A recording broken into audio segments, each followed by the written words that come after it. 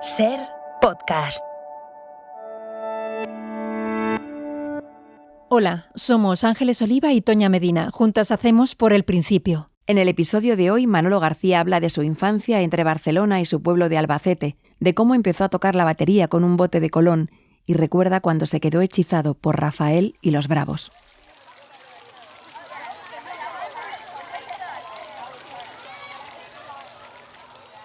Yo recuerdo dentro de la pobreza, vivíamos en un barrio y nuestra casita era una casa muy humilde, no teníamos agua corriente. Yo tenía que ir a la fuente con cacharros, había fuentes públicas y los niños del barrio hacíamos cola en la fuente para, las madres nos mandaban a cargar agua para cocinar, lavarnos.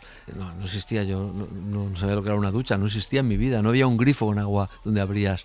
Esta era la precariedad, imagínate el tipo de precariedad. La luz eran 2 bombillas magras de una potencia escasa y que mucho tiempo se iba la luz. Eran barrios obreros, no había ningún tipo de miramiento ni de... se mantenía el barrio lo justo para que los esclavos trabajasen.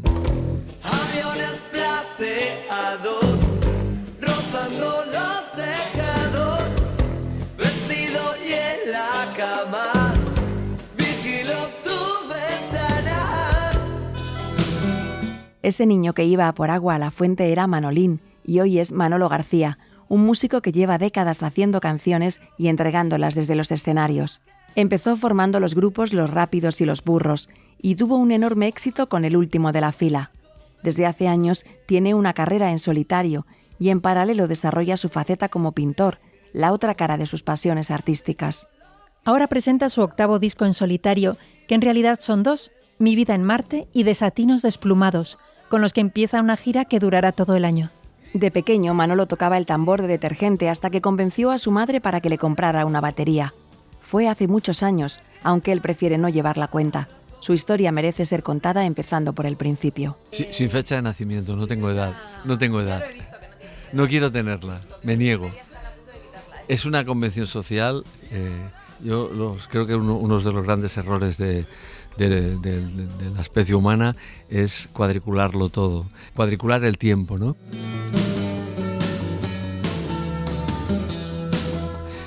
Yo siempre me rijo por lo que yo vivía de niño, las estaciones. En los pueblos, la gente del campo, en una España rural, bastante rural todavía, hace muy poco, el calendario eran las estaciones. La siembra, la siega, el recoger la oliva, la almendra.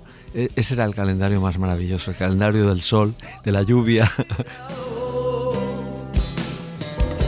Barba de 15 días, no me levantaría, desorden en campaña. Ahora sé que... Por el principio. Por el principio. Por el principio.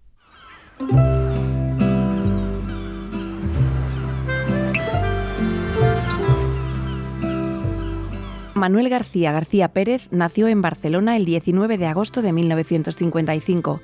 Creció en el barrio de Poblenou, entonces un área de llegada de emigrantes andaluces, murcianos, extremeños o de Albacete, como sus padres, que llegaron del pueblo a Cataluña, igual que miles de familias, escapando de una vida durísima en el campo y buscando prosperar. Poblenou fue el centro de la Revolución Industrial de Barcelona.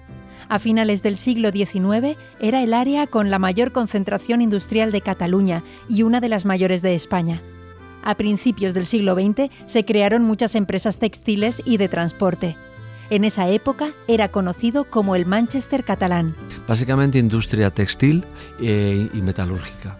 Y claro, eso le daba con sus chimeneas consecuentes, con su arquitectura fabril, de fábricas, todo era muy obrero, un barrio obrero absolutamente. Calles sin asfaltar, hollín, chimeneas exhalando humo constantemente, sirenas cambiando los turnos de trabajo, turnos ininterrumpidos, donde la maquinaria no paraba nunca.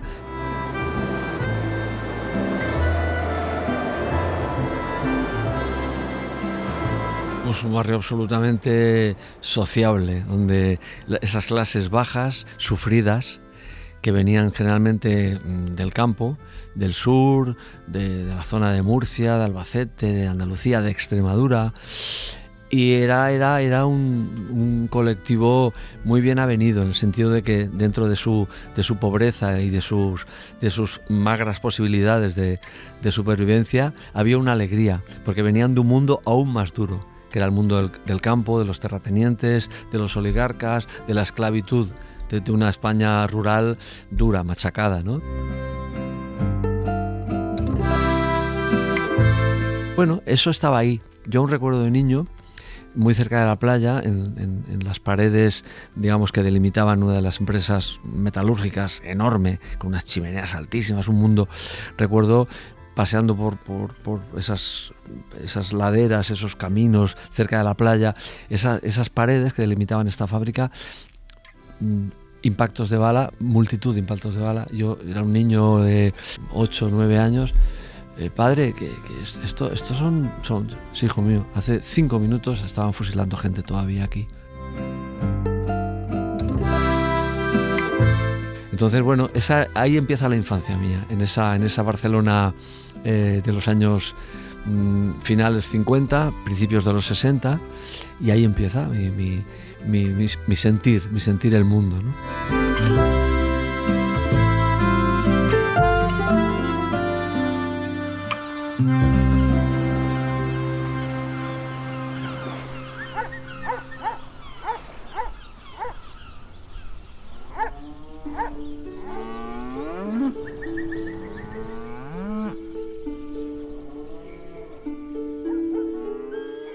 Manolo García pasaba los veranos de su infancia en Férez, el pueblo de Albacete de donde eran sus padres y sus abuelos. Allí, en la Sierra del Segura, pasó Manolo tiempos de charlas con su abuelo y de juegos con los amigos, libres por el campo. En los pueblos aún reinaba un ambiente más liviano, más donde el aire corría fresco y puro, donde los chavales estábamos asilvestrados y donde aún en esas últimas estampas ya desaparecidas, en los pueblos convivía el paisanaje con el material de trabajo. El material de trabajo eran burros, mulas, gallinas picoteando en las puertas de las casas. Cada casa criaba un marrano, un cerdo, para el sustento familiar, ¿no?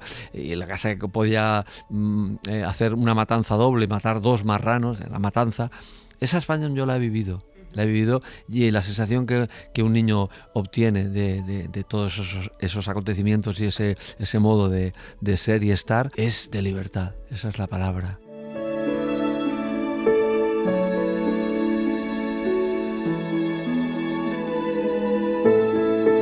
Durante los años 50 y 60 hubo una desbandada de emigrantes que huían de la miseria desde el sur del país hacia las grandes capitales. Cientos de miles de andaluces se trasladaron desde los pueblos donde malvivían como jornaleros hasta llegar hacia una tierra de esperanza en Cataluña.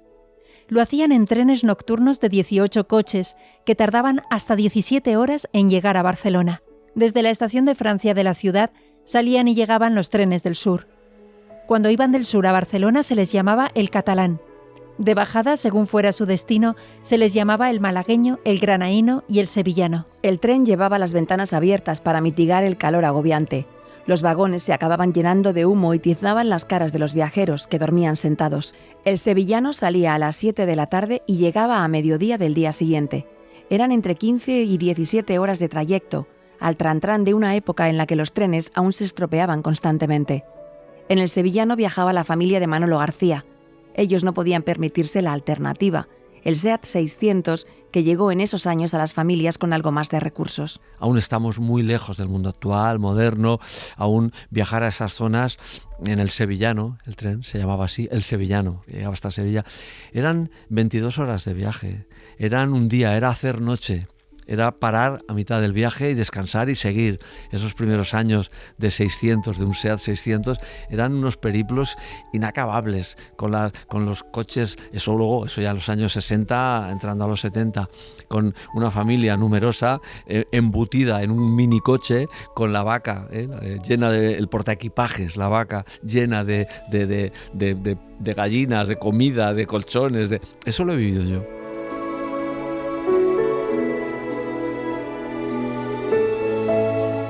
El pueblo de Manolo García, Férez, está situado al sur del cauce del río Segura, donde confluyen las provincias de Albacete, Murcia, Jaén y Granada. Es un paisaje de campos cultivados y ondulaciones del terreno. Su casco urbano mantiene la impronta árabe de los siglos de dominación musulmana. Según cuenta Manolo García, aquello era completamente al-ándalus. Uno de sus primeros recuerdos es la luz de la llama en el interior del fanal que solía llevar su abuelo en la mano, de noche, de camino a la acequia para regar sus tierras. Han sido tierras de secano, había una red de acequias ancestrales desde el tiempo de los árabes. Habían sido zonas de Al-Ándalus, zonas en las que hasta la zona de mi familia había pertenecido al Reino de Granada. El Reino de Granada llegaba ya a las sierras del Segura, ¿no? Entonces, esas acequias pervivían, ahora ya están bastante ciegas, bastante cegadas, bastante, digamos, impracticables, pero entonces estaban en pleno uso. Al ser tierras de secano, la poca agua que había se repartía y los vecinos, según las casas, tenían unas horas, se sorteaba, había unos derechos de agua y se sorteaban. Entonces te podía tocar regar tus 2 horas de agua para regar tu huerto. Huertos, no hablamos de macrocultivos, no hablamos de cultivo intensivo, no hablamos de monocultivos, hablamos de pequeños huertos de supervivencia familiar, donde cada familia del pueblo tenía lo del tiempo, ¿no? Sus patatas, tomates, lechugas.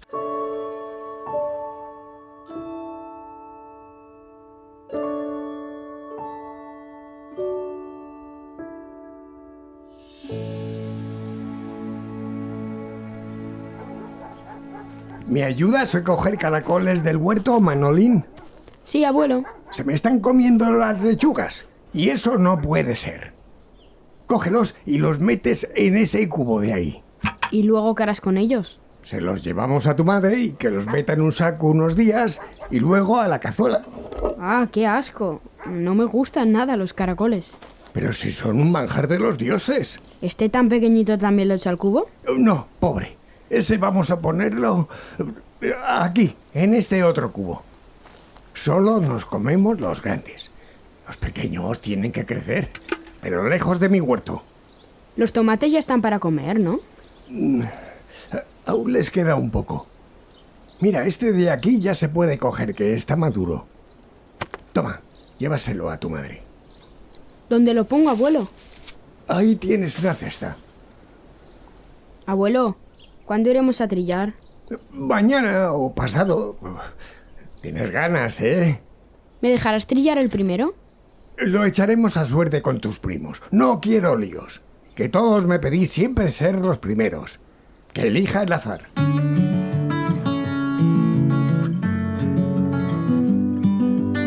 Manolo García, Manolín, pasaba los veranos en el pueblo y pudo vivir los últimos coletazos de ese mundo rural. Disfrutaba con los juegos, las comidas en el campo y el trabajo en la era. Sobre todo, allí estaba una presencia que sigue en su vida, la de su abuelo materno, Julián. Yo recuerdo a mi abuelo plantando flores. Yo le decía, pero abuelo, si las flores no son para comer, ¿por qué plantas flores?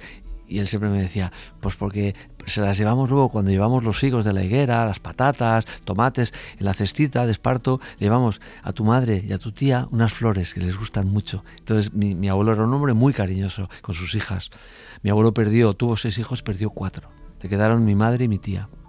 Entonces era el hombre más cariñoso con sus hijas, las únicas que le quedaban. Julián. Sí, una bellísima persona. Me emociona al pensar en él. Siempre lo tengo presente siempre en mi mente. Nunca lo he olvidado a mi abuelo, nunca. Y cuando tengo un problema hablo con él. ¿Sabes? Hablo con él. El pueblo era un lugar antagónico a Barcelona. En la ciudad cabía la dureza y la represión con la que se trataba a los niños en los colegios. En cambio, el pueblo le puso a Manolo los pies en el suelo a través de la vida sencilla y comunal de entonces.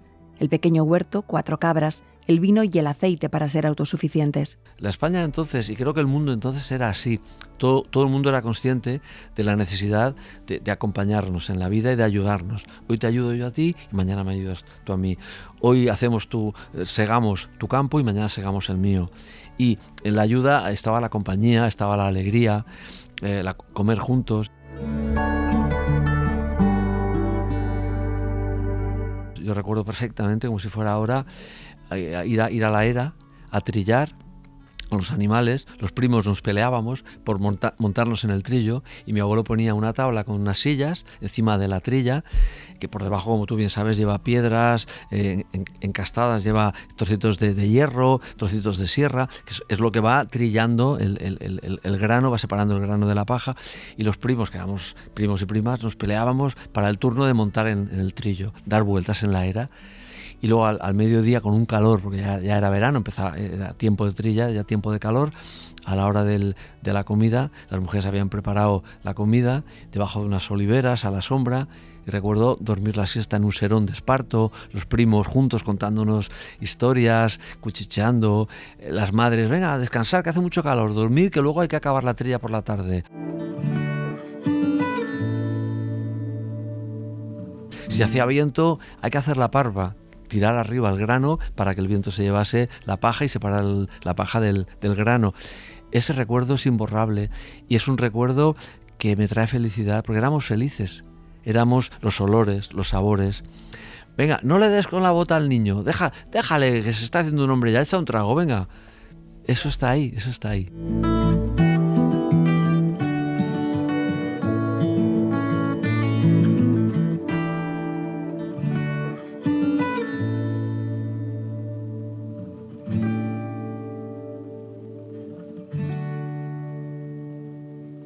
Por el principio, Manolo García, Cadena SER. Los padres de Manolo García emigraron a Cataluña poco antes de nacer él. Su padre era labrador, era un niño yuntero que se forjó en la vida durísima del campo desde muy pequeño. Con 21 años, recién casado, tuvo que emigrar a Barcelona y trabajar como obrero no cualificado, como parte de la mano de obra para la industria textil y metalúrgica. Mi padre era un hombre de palabra, como la gente de antes, como la mayoría de la gente de antes. Un apretón de manos era suficiente, y una mirada a los ojos y un apretón de manos era garantía absoluta de seriedad. Labrador desde niño.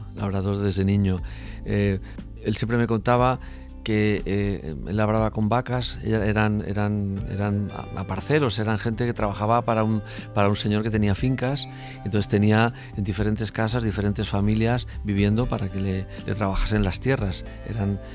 Se obtenía una cosecha de cereal, y una parte era para el señor, que era el dueño de las fincas, y otra parte era para ellos. Estábamos en tema de siembra, los hermanos, que eran niños de 8, 10 años, nos deslomábamos. Cuando estábamos había que preparar el campo antes de sembrar, había que labrarlo. Ahora hay tractores. Yo conozco personas que tienen tractores, que trabajan con aire acondicionado, en invierno hace frío, voy a labrar. Entonces era con mulas, con vacas. Mi padre siempre me decía, yo no llevaba las vacas me llevaban a mí, me arrastraban. Yo era un niño enclenque, mal comido, me arrastraban, podían conmigo, se me escapaban. Era un terreno incierto, duro, no eran llanos manchegos, las zonas de las sierras eran bancales pequeños, magros, con poca agua, con mucho pedregal. Eso me lo contaba él.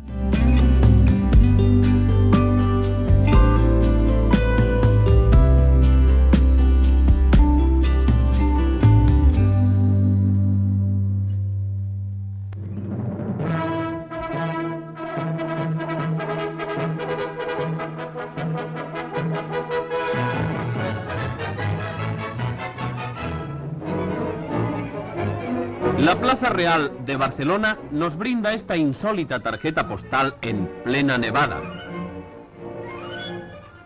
Las palmeras de clima cálido soportan con resignación el peso de la nieve. Desde las terrazas barcelonesas puede descubrirse así una ciudad nueva. En Nochebuena de 1962 cayó en Barcelona la que es conocida como la nevada del siglo. Empezó a nevar durante la noche y la mañana del día de Navidad Barcelona estaba sumergida bajo casi medio metro de nieve. Aquello fue un episodio excepcional que se produce cada 100 años y que no se pudo predecir. Se juntaron una nevada intensa muy prolongada con 3 días de temperaturas bajo cero. La nevada paralizó casi totalmente la vida de la ciudad y cortó las comunicaciones con el resto de España. Mientras los esquiadores descendían por el Paseo de Gracia, La pequeña terraza de la casa de los García se cubría de nieve y tapaba a las gallinas que la madre de Manolo tenía en ella. Había una terracita donde ella tenía ahí sus gallinas, como en el pueblo, donde el año 60, y no recuerdo qué año exactamente, en los años 60 hubo una nevada en Barcelona bárbara. Yo recuerdo ver a sus gallinitas y a sus palomitas, pero no eran palomitas para hacer bonito, eran para comer. Verlas, tener que hacer unos agujeritos en las gavias para que respirasen, porque estaba todo de nieve, ciego de nieve, de la nevada que cayó en Barcelona. Entonces, en esa terracita que ella tenía sus 4 gallinas y sus 4 palomas, tal, tiestos, que eran botes de conserva oxidados, con sus geranios, cuando llegaba el buen tiempo, sus flores.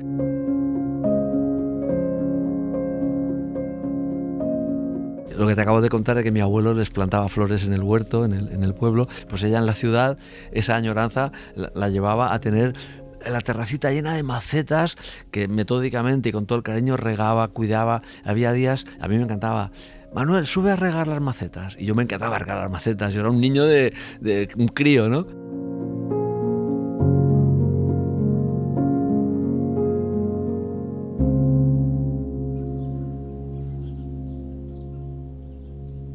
Muy bien, hijo, le has dado de lleno. Pero está un poco suelta la goma. Trae, voy a echarle un vistazo.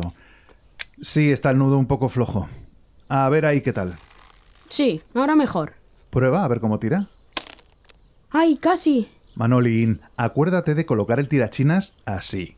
Y el ojo a la altura de la piedra. Donde va el ojo va la piedra. Mira, fíjate.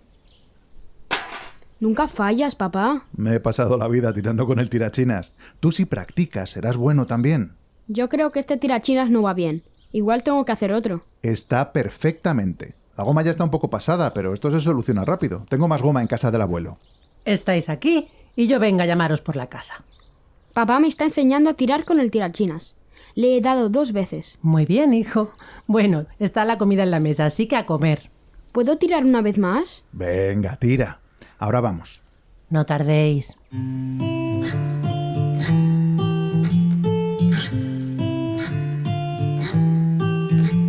Manolo García sigue llevando un tirachinas en la mochila y suele usarlo cuando visita el pueblo. Su padre le enseñó a hacerlos y a practicar. Ponían una cuerda extendida y 10 platos de café colgados con pinzas. Su padre rompía 10 de 10. Sigo teniendo mis tirachinas, los cuales me enseñó a hacer mi padre, que era muy buen tirador de tirachinas, y sigo teniendo mis tirachinas. Y ahora pues ya, digamos, para el recambio, para las gomas, ya son este tipo de gomas para tomar la tensión, para hacer analítica, cuando te pinchan para hacer un análisis de sangre. Antes eran trozos se hacía una badana de cuero con un trocito de cuero, que era donde iba la piedra, y luego las gomas eran trozos de neumáticos recortados. La llanta, no la goma exterior, no el caucho exterior, sino lo que va dentro, ¿no? Se recortaba con tijera, tal. Eso lo he vivido yo. No se tiraba por una cuestión lúdica, de diversión. Poquito antes se tiraba para comer. ¿A qué se tiraba? Cuando mi padre era joven, tiraban a los pajaritos, a los gorriones, pero para comérselos, pasaban hambre. O sea, estamos en el año 2022, todo el mundo, hay una capa social amplia, vive, luego hay también otras cuestiones a arreglar urgentemente, actualmente, de miseria, de pobreza, pero en general es otro tiempo, ¿no? Donde más o menos se va tirando. En los años de la guerra, en los años de la posguerra, había hambre. Y los chicos, con sus tirachinas, eran tan buenos tiradores como los indios de las praderas. No para pasárselo bien, para comer.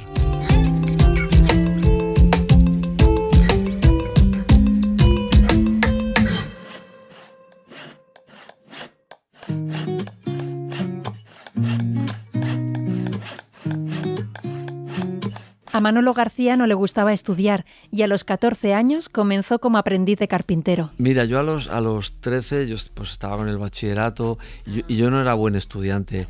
Me pirraba por las clases de literatura, por las clases de trabajos manuales, que finalmente era dibujar, hacer marquetería, cositas con madera, todo eso me pirraba. Ahora, el resto de historia... Me gustaba hasta la historia sagrada, que según qué profesor te tocase podía ser un tostón, pero a mí me gustaba la historia sagrada también.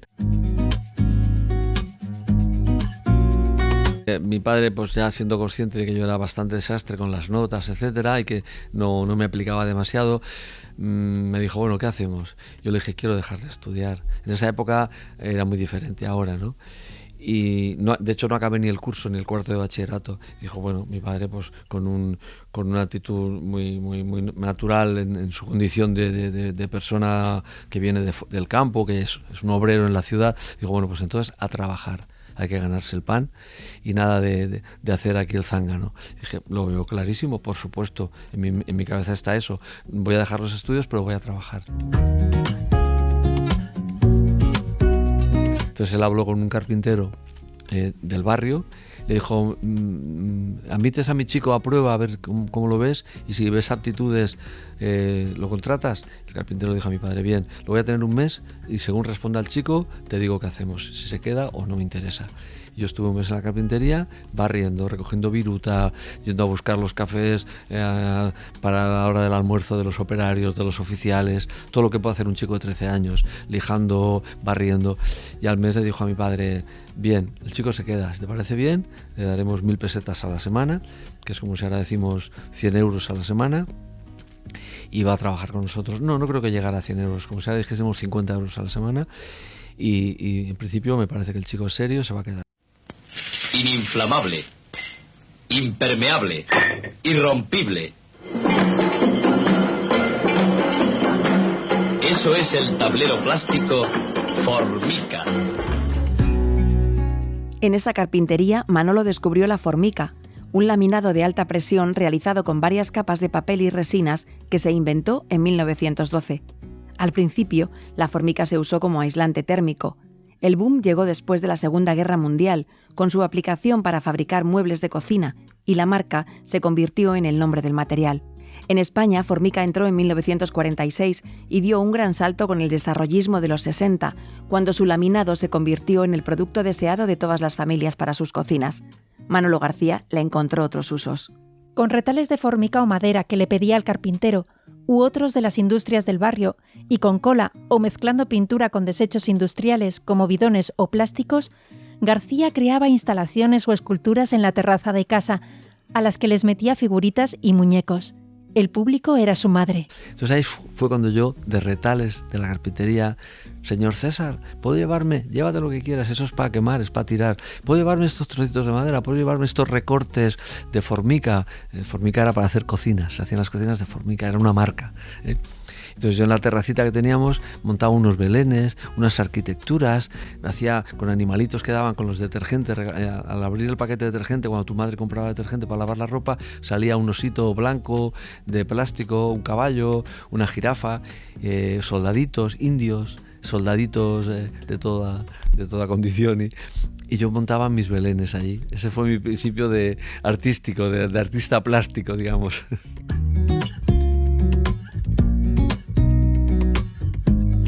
Sí, mis amigos no me habrían comprendido. Mi madre como subía a atender la ropa y siempre alababa claro, una madre que va a hacer, ¿no? Alababa mis creaciones. ¡Ay, qué simpático! Mira qué bien esto que has hecho, qué bonito y tal. Y yo, porque pintaba estas maderitas con colores, ponía trocitos de ramas, flores, plantaba allí, montaba unas selvas ahí, y pasaba horas haciéndolo. Y mi madre era la única persona que asistía a este evento, a este minúsculo evento y personal evento, que pues una semana después destrozaba y empezaba un nuevo invento.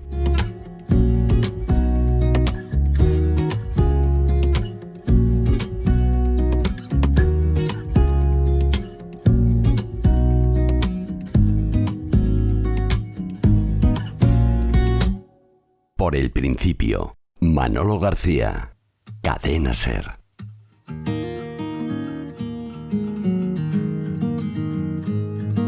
En la escuela, aunque estudiar no era lo suyo, a Manolo García la vida de los santos le marcó mucho. La idea de que en la pobreza puede haber un éxtasis. Durante un tiempo fue monaguillo en la parroquia de su barrio. Misas, sepelios, bodas, bautizos, cualquier tipo de actividad religiosa al uso y del momento, la plantilla, que éramos 4 o 5 monaguillos, pues atendíamos al cura, que era una santa persona. Yo puedo decir, a veces se habla de problemas, bueno, pues hoy en día es un tema de actualidad, ¿no? Lamentables situaciones de abusos a chicos en las escuelas, tal. Yo me congratulo en contar lo contrario.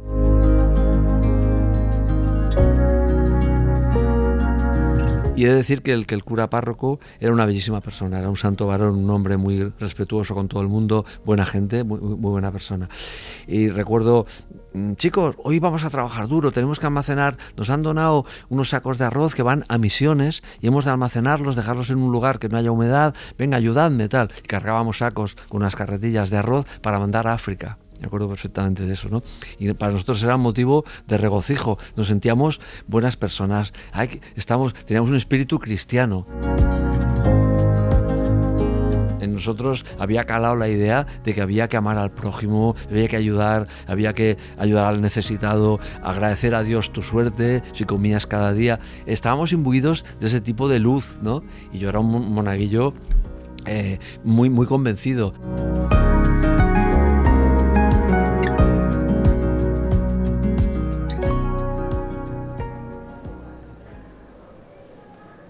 ¿Me acompañas al mercado o te tienes que ir ya? Sí, te acompaño. Tengo que comprar patatas y algo de pescado. A ver qué tiene hoy Pascual. Mira, por ahí va el párroco. Buenas tardes. Hola, padre. Hola, ¿cómo está? Muy bien. Dando una vuelta antes de la catequesis.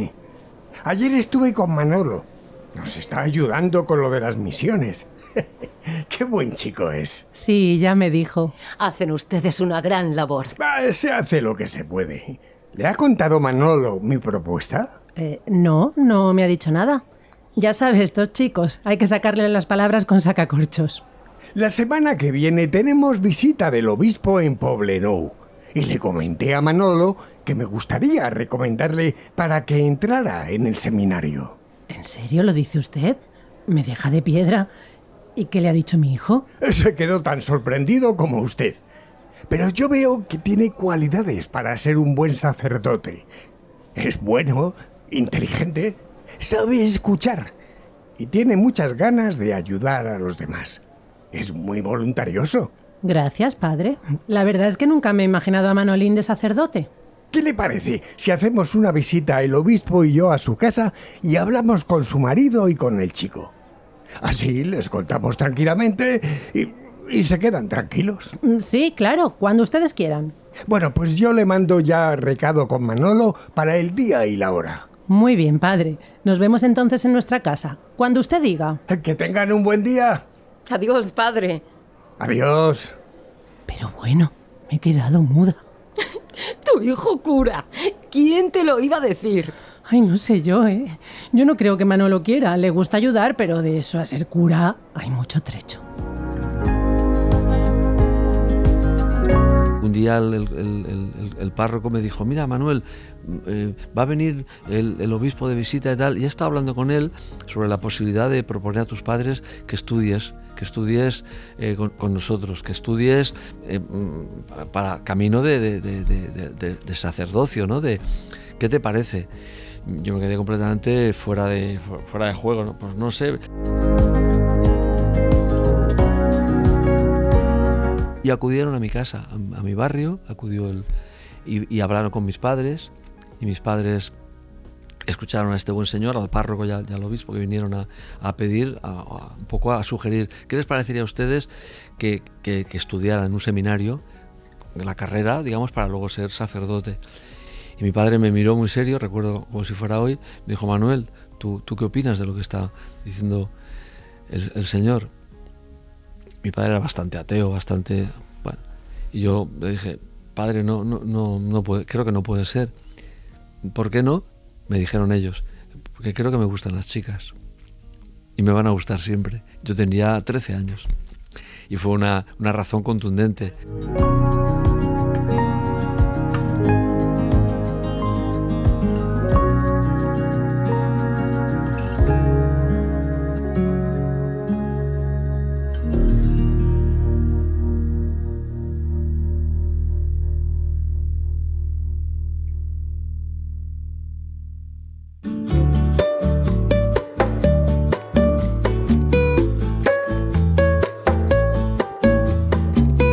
Manuel tenía amigos en el barrio y jugaba con ellos a la pelota o se iba al parque con ellos, pero empezó a ir más a la biblioteca, que fue un gran descubrimiento que ya nunca le ha abandonado. Pasaba unas tardes de domingo estupendas, ¿no? Yo era un chico bastante solitario, no me sumaba al partido de fútbol, sí que era sociable, siempre he sido muy sociable, pero mi cabeza vagaba por unos espacios bastante etéreos.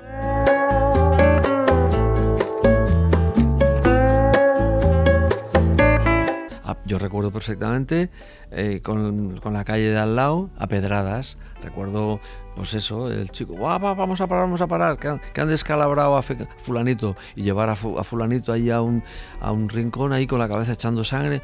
Vaya pedrada tan metido, macho. Yo me voy a mi casa que estoy mareado. Recuerdo eso, a pedradas con los del barrio de al lado, la calle de al lado. Entonces yo descubrí que fuera lejos de esas batallas campales a pedradas, de esas peleas entre calles, pues había un mundo que nadie había descubierto y del que nadie me había hablado, y en el que me empezó a introducir mi profesor de literatura, el amor a la lectura, etcétera. Descubrí que había una biblioteca en el barrio donde yo podía ir y pasar horas o llevarme algún libro, algún cómic, rellenar una ficha y luego devolverlo y coger otro libro. Al devolver uno o dos, recogía otros dos. Descubrir eso fue para mí descubrir el cielo abierto, o sea, descubrir un mundo maravilloso, ¿no?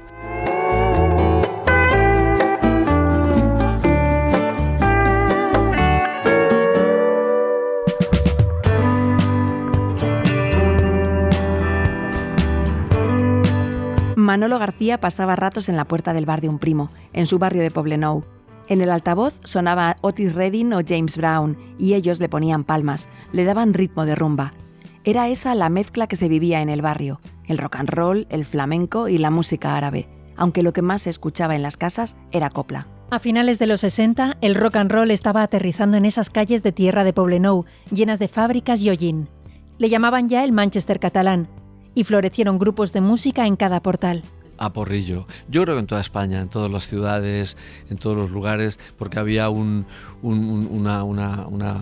momento nuevo social, había entrado una situación política en Europa diferente, la Guerra Fría ya quedaba atrás y el rock and roll ya había llegado para quedarse. Entonces eso había impregnado la vida social de las ciudades y la gente joven se había apuntado a esa promesa de libertad, a ese anhelo, ¿no?, de fiesta, de alegría, de colores. Llegaba ya el tiempo hippie, mayo del 68, ya el tiempo gris iba quedando atrás, ¿no? Las bandas de rock, los pequeños festivales, conciertos, era una alegría constante, una pretensión de ser felices. Vamos allá. O sea, y el objetivo era el que podía, el tocadiscos, el 600, la televisión. La procedencia de la mayor parte de la población del barrio era del sur, con lo cual en las casas las casas que tenían radio, tocadiscos aún no hablemos, eso llega luego. Hablamos de un tiempo, en las radios sonaba la copla, sonaba Antonio Molina, sonaba Concha Piquer, sonaba Juanito Valderrama, y éramos críos y estábamos acostumbrados a ese sonido, a esas canciones. Y luego de repente hay un cambio, tú eres un chaval y sales de los cines de ver películas de Antonio Molina y muy poquito después mi madrina, mis tíos, vamos al cine, había muchísimos cines en todos los barrios, Rafael, digan lo que digan.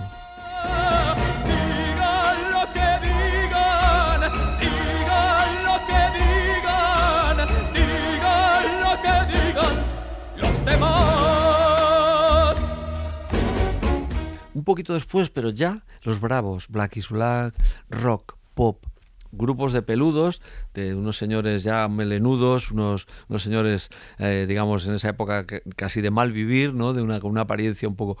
Y ahí estamos ya, en el rock and roll, en el pop, en el rock, y aún quedan unos ecos que van desapareciendo, pero aún siguen, a día de hoy aún siguen, y bendita gloria, ¿no?, de poder oír a Antonio Molina, voces maravillosas. Esa es la mezcla que mamábamos, por decirlo de algún modo, los cachorros del barrio, ¿no?, los adolescentes del barrio.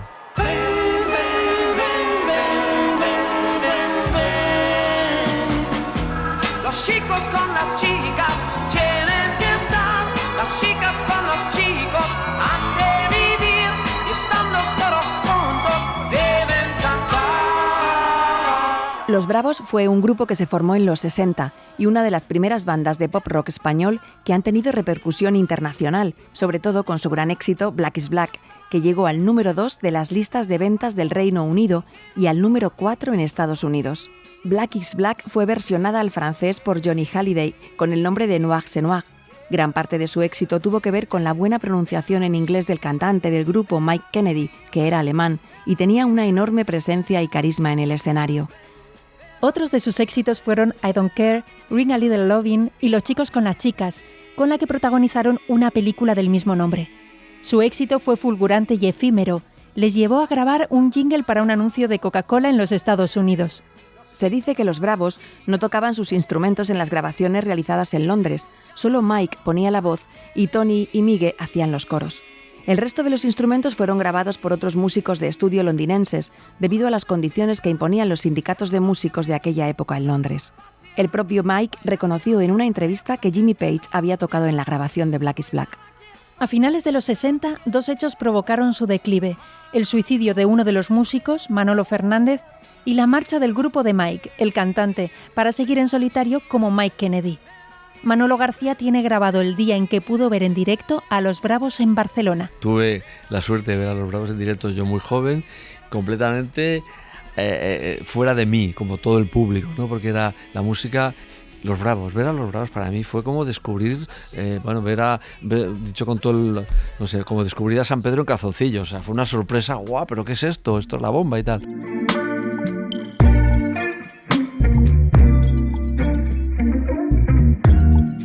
Entonces, un concierto era un acontecimiento, había uno cada 7 meses y con autorización gubernativa, con policías a caballo, cuidado, peligro, los festivales, los conciertos, era como, drogatas, melenudos, sexo, drogas y rock and roll, estos son peligrosos. Hablamos de los años, principios de los 70, aún estábamos en un tiempo políticamente hablando muy duro, con un régimen duro que aún no había llegado la transición ni la democracia, con lo cual había un recelo. Entonces yo recuerdo pues las entradas de los conciertos con presencia policial,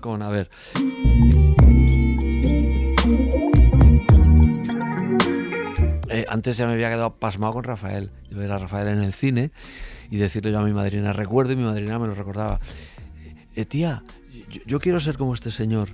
Yo ya era un crío, un enano, un chiquilicuatre, pero yo ya tenía esto de cantar y tal, ser artista. No pensaba tanto en ser artista, en ser famoso, era un enano, cantar. Esa era mi fijación. Y yo ya empezaba a canturrear, ya cantaba en el coro del colegio y ya pues me daban datos. Manuel, tú afinas bien. Venga, a ti te ponemos aquí delante. Tienes la voz finita, afinas bien. Bueno, pues el profesor de canto nos repartía según capacidades, aptitudes, y yo estaba delante porque cantaba bien.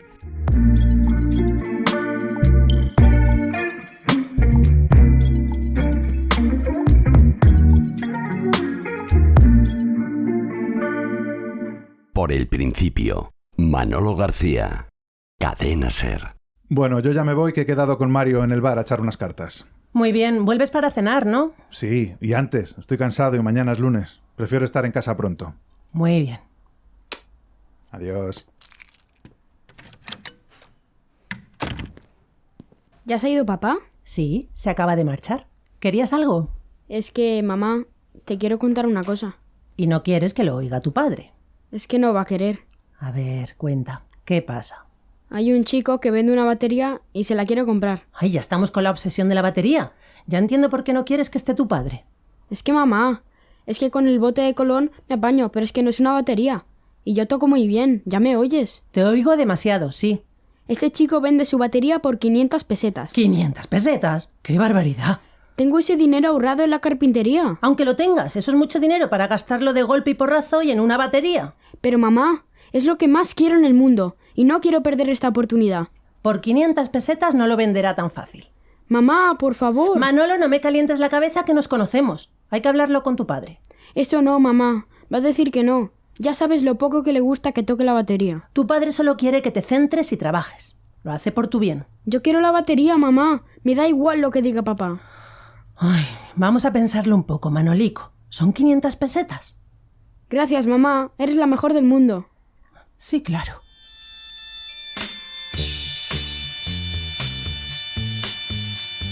Bueno, yo había empezado ya, como todos, con el bote de Colón, con 2 trozos de palo que me corté de no sé qué árbol, de no sé qué día, o en el pueblo, no me acuerdo dónde, bote de Colón, 4 cacerolas, taca, taca, y ya estaba ahí, como yo voy a ser batería, como además trabajaba en la carpintería, conseguí hacerme como unas baquetas de madera, y ya pues yo empezaba a dar porrazos. Había una canción que era Iron Butterfly, Inagada la vida, una canción que duraba 21 minutos, creo recordar, donde al final de la canción había un solo. Yo me aprendí el solo de batería.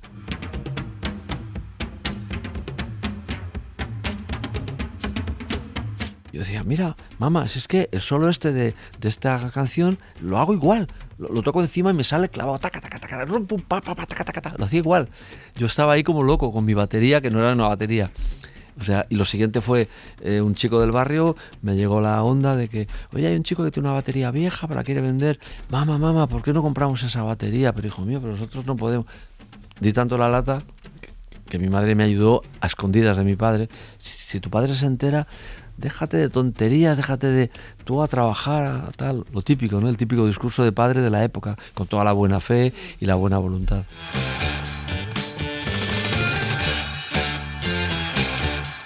Manolo llevaba el pelo largo y a su padre no le gustaba. Bueno, me decía, cualquier noche no te enteras y amaneces rapado. O sea, cualquier noche cuando estés durmiendo te meto 2 tijeretazos y te quito esas greñas que llevas que dan asco.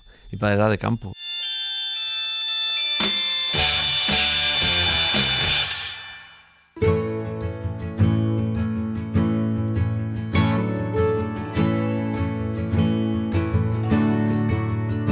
La otra pasión de Manolo, además de la música, era pintar.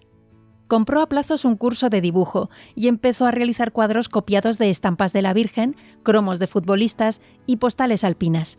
Fue también portadista de la industria musical y dibujó unas 700 carátulas de casetes que se vendían en las gasolineras imitando a los grandes solistas y grupos del momento. En el barrio solían llamarle el Cami, por unas camisetas blancas que él compraba baratas y pintaba con Titan Lux. Yo era un culillo de mal asiento, yo era inquieto. Yo, como en esas épocas, por suerte, había trabajo en general, yo hasta que plenamente me dediqué a la música, plenamente, he trabajado en 19 empresas, talleres, oficios, he trabajado en casa. Vio un anuncio en La Vanguardia en el que se buscaba un pintor de cuadros al óleo. Así entró a trabajar en un taller de La Verneda, en el que se pintaban esas cacerías de ciervos que decoraban los comedores de los hogares populares. Aquello era un trabajo en cadena. Él se convirtió en un especialista en cielos y lagos. Había como 5 caballetes y el maestro hacía unos esbozos de lo que luego había una persona de las 5 que era yo que hacía los cielos y las aguas, el siguiente hacía las montañas y los caseríos, el siguiente hacía los ciervos y el cazador detrás con el caballo y los perros azotando al ciervo, y el maestro que estaba al final de la cadena firmaba, corregía los errores de los aprendices que éramos nosotros, retocaba esa nube, retocaba las pezuñas del caballo, le ponía el gorro que al chico que hacía gorros de cazador le había salido torcido, lo arreglaba un poquito, firmaba y era uno de los 60, 70, 80 cuadros que salían cada semana hacia la empresa de muebles. Me dices goodbye en tu nota tan ricamente y no me hago a la idea de no volver a verte. Si lo llego a saber... Manolo García le llevaba la comida a su padre a la fábrica siderúrgica en la que trabajaba. Hacían turnos de 12 horas y Manolo recuerda cómo levantaban raíles al rojo vivo entre 5 hombres con unas tenazas en medio de un calor asfixiante. Manolo se escapaba y en su barrio había un grupo en el que un tal Santos tocaba Samba pa' ti igual que Santana. En ese grupo estaba Joaquín, al que Manolo pidió que le enseñara a tocar la batería. Enseguida se dieron cuenta de que no tocaba mal, pero que cantaba aún mejor. Recuerdo a mi padre decirme, mira, esto de la música es cosa de hijos de gente importante, hijos de artistas, de toreros, de políticos, colocan a sus hijos, los hacen famosos. Tú eres un hijo de obreros y tú olvídate de música porque no vas a conseguir nunca nada. Tú haz algo. Yo le decía, bueno, pues con resignación, algo artístico, pues al menos quiero ser pintor, quiero dibujar, quiero pintar, quiero ser dueño de mi posibilidad artística. Yo ya tenía mano para dibujar, ya me defendía bastante bien.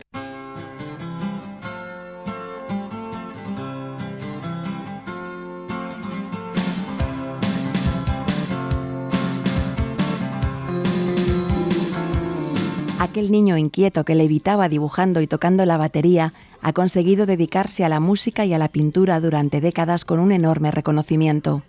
Manolo García tiene presente su infancia en el pueblo y cree que le ha dado un bagaje y una carga de la que no se va a desprender nunca, que añora mucho y que es un refugio que va desmadejando en sus canciones. Pues mi pasión absoluta por los campos de trigo, por los olivares mecidas, las oliveras por el viento, la hierba, cuando aún no se ha cogido la cosecha, está ya empezando a secarse, finales de mayo, junio.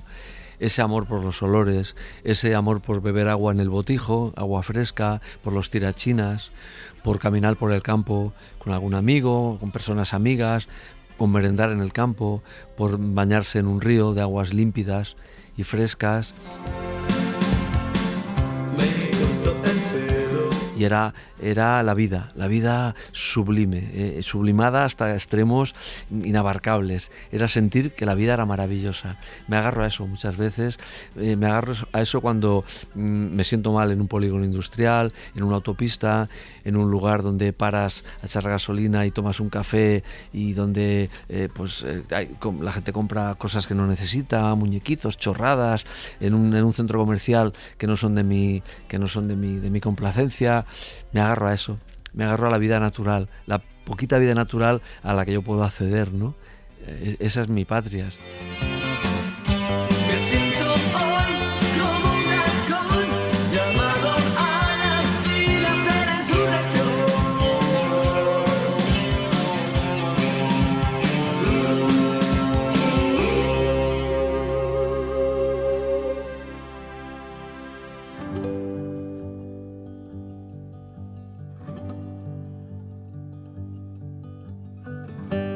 Por el principio, Manolo García. Dirección, realización, guión, montaje y locuciones, Ángeles Oliva y Toña Medina. Producción, Matilde Suárez. Técnico de grabación, José María Sendra y Álvaro Eugena. Interpretación, Eli Zapata, Javier Laorden, Carlos Piñeiro y Alicia Merino. Con la colaboración especial de Gerard Merino.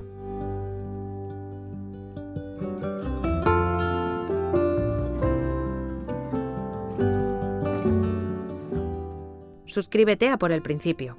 Todos los episodios y contenidos adicionales en la app de Cadena SER y en nuestros canales de Apple Podcast, Spotify, iVoox, Google Podcast y YouTube. Cadena SER. La radio.